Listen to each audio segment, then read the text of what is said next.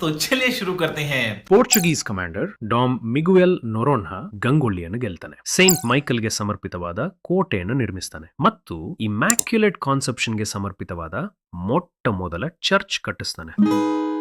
1640 ಇಸ್ವಿಯಲ್ಲಿ ಕೆಳದಿಯ ಶಿವಪ್ಪ ನಾಯಕ ಪೋರ್ಚುಗೀಸರನ್ನು ಸೋಲಿಸುತ್ತಾನೆ. ಅವರ ಮೇಲಿನ ಕೋಪದಿಂದ ಪೋರ್ಚುಗೀಸರು ಕಟ್ಟಿದ ಚರ್ಚ್ ನಾಶ ಮಾಡ್ತಾನೆ.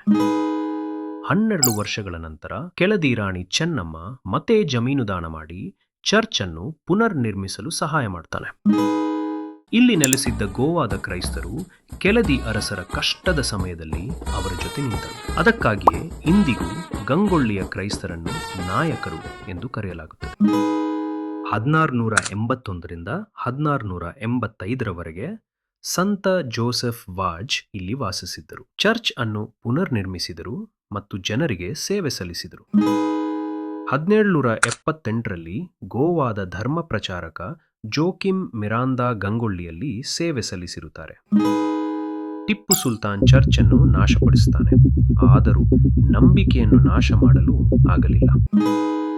ಒಬ್ಬ ಸಾಮಾನ್ಯ ರೈತ ಲೂಯಿಸ್ ಸಿಲ್ವಾ ಬ್ರಿಟಿಷ್ ಕಲೆಕ್ಟರ್ನಿಂದ 1,000 ರೂಪಾಯಿ ಸಾಲ ಪಡೆಯುತ್ತಾನೆ ಮತ್ತು ಕೇವಲ 1,800 ರೂಪಾಯಿಗೆ ಅವನು ತನ್ನ ಸ್ವಂತ ಕೈಗಳಿಂದ ಚರ್ಚ್ ಅನ್ನು ಪುನರ್ ನಿರ್ಮಿಸುತ್ತಾನೆ.